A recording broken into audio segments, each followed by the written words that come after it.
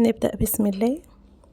والأول أحب أقول لكم كل سنة وكلكم طيبين، وبيوتكم وأولادكم وأزواجكم وحبايبكم بخير.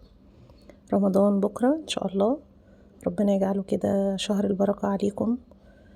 أول فكرة معانا النهاردة، استخدمت إزازة بلاستيك غطيتها بقطعة من الجبير كان موجود على كيس مخدة قديم عندي. كيس المخدة يعني داب، وإنما الجبير ده فضل سليم، فحبيت استغله. فكرة روعة بجد. لزقته كده على الإزازة. هنا كنت بثبت الأطراف اللي هي الرسمة اللي مرسومة على الجبير، ودي أهم خطوة علشان أنا هقص على نفس الرسمة دي. هشيل كل الزيادة بقى بتاعة البلاستيك بالشكل ده، هتتقص معاكي بسهولة. البلاستيك بتاع الإزازة خفيف وسهل القص، وهيبقى أحسن إن انتي تستخدمي مقص عن القطر عشان يطلع يعني تقدري تتحكمي فيه. مش بس ممكن نستخدم الجبير، ممكن تستخدمي اي قطعة من ستارة قديمة يكون عليها كده رسومات المفرغة دي او الدانتيل الشفاف، وتقومي قصة بالمقص نفس الرسمة بتاعة الستارة من فوق وتقصي عليها، هيطلع معاكي برضو شكل جميل وتقريبا نفس الفكرة. غطيت القاعدة بتاعة الازازة، انا مش عايزاها تبان خالص اصلا ان هي ازازة. غطيتها بشريط التزيين ده قريب قوي من لون الجبير، وده شكل رائع. عملت لها فيونكات، طريقة حلوة هي اللي نعمل فيونكة حلوة كده من خيط الخيش الرفيع ده. لفتها على صوابعي كده عشان احدد مقاسها، ولفيت كام لفة وبدأت اربط الطرفين في النص بالشكل ده. هتطلع فيونكة شكلها جميل خالص. هنشيل الاطراف كده، هنقصهم بالتساوي. هعمل حوالي 5 بالشكل ده. هبدأ اثبتها بشكل عشوائي كده على اماكن متفرقة. لو مش حابين خطوة الفيونكات دي، هي يعني خطوة جمالية على حسب ذوقك. لو حابة تزيني بالفصوص بس ده ذوقك انتي. انا حبيت جدا شكل الخيش مع لون اللي هو لون الكتان ده، اللي هو نفس لون الجبير مدي على لون الكتان، فشكله حلو قوي معايا. يعني بالنسبة لي انا ده ذوقي حلو قوي. حطيت لها ميني لايت من غير بقى كهرباء ولا اي حاجة، علشان محدش يقول لي السخونة بتاعة اللمبة هتأثر على البلاستيك، لا. وميني لايت ده ممكن يبقى الضوء بتاعه ثابت بالشكل ده، وممكن تعمليه ضوء متردد. بصوا الجمال. حطيها بقى على كومود، على الكومود في اوضه النوم بتاعتك، هيدي منظر هادي واضاءه هاديه وجميله جدا وشكلها تحفه. ممكن كمان تستخدميها على ركنه في الصالون عندك، برضو هتدي منظر شيك قوي. تاني فكره معانا، استخدمت علب العصير دي، نفس الخامة بتاعتها برضو علب اللبن، فممكن دي او دي المتاح عندك استخدميه. قصيتها بالشكل ده، استخدمت الطبق علشان اطلع نفس الرسمة، وهبدأ الزقهم في بعض بالطريقة دي. انا محتاجة الشكل يبقى قد بعضه، المقاس بتاع العلبتين يبقى قد بعض بالظبط. هثبتهم الاول بالشمع، وبعد كده هبدأ اعمل لها كفر بالقماش. هو بالنسبة لي القماش هيديها شكل احلى ومتانة، وخامة متاحة في اي بيت. اي ملابس قديمة عندك، اي قطعة قماش من مفروشات قديمة، اكيد كل بيت فيه قطع قماش ممكن يعني توجديها عشان تعملي الفكرة زي كده. انما لو انت حابة تعملي ستيكر، برضو الفكرة هتبقى مش بطالة، بس القماش هيخليها متينة اكتر. كده كده خامة العلب دي خامة تقيلة ووتر بروف ضد المية، فهي اصلا متينة وحلوة. القماش هيدعمها ويديها منظر احلى بالنسبة لي. هثبت زيادات القماش كده على الجوانب بتاعتها، وبعد كده قصيت من النص على الجزء الفارق بين العلبتين، قصيت كده بالمقص عشان اقدر اتني الزيادات بشكل مظبوط لجوه. وبعد كده هستخدم شريط من القماش انا قصيته على قد الجوانب، على قد عرض الجوانب بالشكل ده. انا استخدمت لون تاني علشان اديها يعني ايه حركة كده، علشان لون القماشة الاساسي اللي انا استخدمته لون هادي قوي.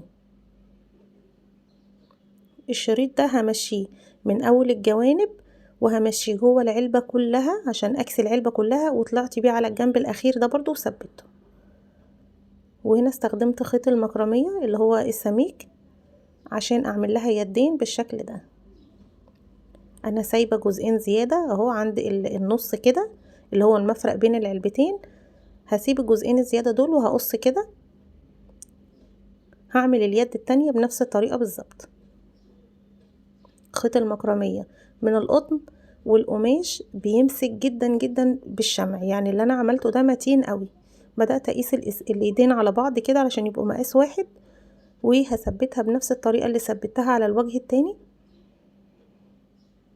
وهنا كنت بقى الاجزاء اللي انا سايباها زيادة هركب فيها كورتين خشب كده، وهفك الخيط من بعضه عشان يديني شكل الشراشيب الجميل، وهثبتها بالشمع بحيث ان الكور الخشب دي ما تتحركش، يعني يبقى ثابت الشكل معايا وحلو كده. هساوي الشراشيب بقى مع بعض كده وبس كده.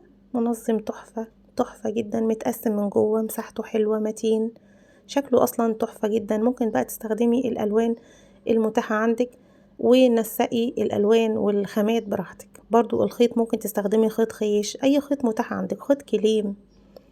خدي الفكرة ونفذيها بخاماتك المتاحة عندك. بصوا الجمال، ممكن يتعلق وممكن يعني تستغني عن ان انتي تعملي ايد طويلة كده ويتحط على اي ركن عندك، او في المطبخ كمان. لو هتحطيه في المطبخ استخدمي ستيكر بقى احلى من قماش. الفكرة التالتة هنستخدم جيركن الصابون ده. انا هرسم عليه الرسمة دي كده وهبدأ افرغها بالمقص، بالقطر سوري. بعد ما هنفرغ بالقطر، لو في اي شكل مش متطابق مع الوش والظهر انا هظبطه بالمقص. هنقطع الاول عشان يبقى سهل علينا، وهنا كنت ظبطت الشكلين على بعض، وهبدأ بقى امشي على الحدود بتاعته كلها بخيط الخيش. استخدمت خيط الخيش عشان هو ابيض عشان يبان فيه خيط الخيش. هنا بقى كنت ببين شكل القلب بالخيط الاول، بقى بحط الخيط كده الاول علشان اظبط الشكل وبعد كده اثبته بالشمع. بصوا الشكل باين، شكل القلب. الخيط هو اللي بيبين معايا الشكل اللي انا عايزة اوصله. هحط قلب جواه تاني كده بالخيط عشان يديله حركة شوية. شكله تحفة قوي، شكله جميل ورقيق وبسيط، وفكرة بسيطة وحلوة جدا. استفدنا من حاجة بجد كانت بتترمي، استفدنا بيها، فكرة رائعة. هنا كنت بعمل له رتوش كده من اللون الذهبي. لو قادرة تستغني عن الخطوة دي حرية شخصية. انا اديتك الفكرة الاساسية والتزيين ده بتاعك انتي. استخدمت اللون الذهبي ده كده كان عندي، بدأت اعمل له رتوش كده بسيطة. لو عندك رسمة من الستيكر ممكن تقصي الرسمة وتحطيها في نص القلب كده برضو، وتستغني عن فكرة الدهان، يعني تستغني عنها خالص وحطي ستيكر. انا بسهلها عليكي. عملت له برضو فيونكتين كده بصاد على الطرف ده والطرف ده من القلب. جميلة قوي، اديته فعلا اضافة حلوة قوي. عملنا منظم مساحته حلوة جدا جدا، جميل خالص. ممكن تستخدميه في المطبخ بقى، ممكن تستخدميه كمان في الحمام لأدواتك، لفرش أسنان، لأمشاط شعر على أوضة الأولاد كده في كومود جنب السرير ولا حاجة. حطي فيه حاجات. يعني بصي هنا أنا حاطة فيه الريموتات والمقصات، ببين لك ان انتي ممكن تحطي فيه اي حاجة محتاجة تنظيم عندك. جميل جميل جدا، شكله تحفة قوي، عجبني بجد. وشكل القلب شكله رقيق قوي وجميل وجديد كمان. الفكرة الأخيرة فكرة سهلة قوي وبجد تحفة. استخدمت علبة الآيس كريم دي. أنا النقطة اللي حطيتها لكم في النص دي بحدد لك مركز العلبة النص بتاعها عشان تعرفي ترسمي الخطوط فين.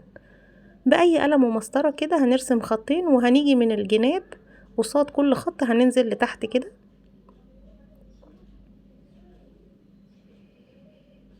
لازم مسطرة عشان شكل يطلع معاكي مظبوط، عشان ده هنقص عليه.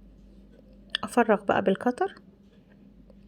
انا هقص الجناب، انما القاعدة هقصها بالمقص، هتبقى اظبط بالنسبة لي ان انا امسك المقص كده واقص على الخط ده.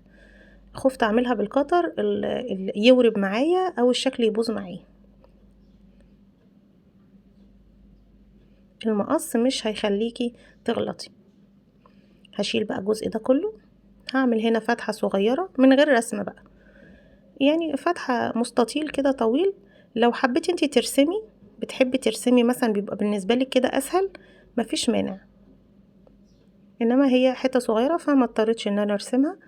هبتدي بقى اغطيها بالستيكر. الفكرة دي ستيكر بقى، يعني مش هينفع انا اغلفها بالقماش، هتبقى افضل ستيكر لان دي فكرة للمطبخ. تقدري تغسليها وتمسحيها عادي ويجي عليها مية. انا غلفت كده يعني ايه الاجزاء الباينه قوي.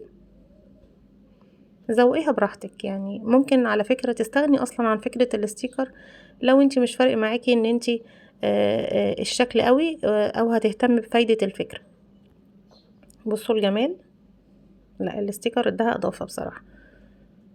بس كده حامل تحفه للقطاعه الخشب اللي احنا دايما بنبقى عايزينها تبقى ناشفه. هنا حافظ عليها ناشفه من غير اي مساحه، اصلا ما خدش معايا مساحه خالص، وجميل جدا وشكله شيك، والسكينه بتاعتها كمان. دي كانت الافكار اللي احنا عملناها النهارده. يا رب تكون الافكار مفيده بالنسبه لكم، واستنوني في الافكار الجايه ان شاء الله، ورمضان مبارك عليكم.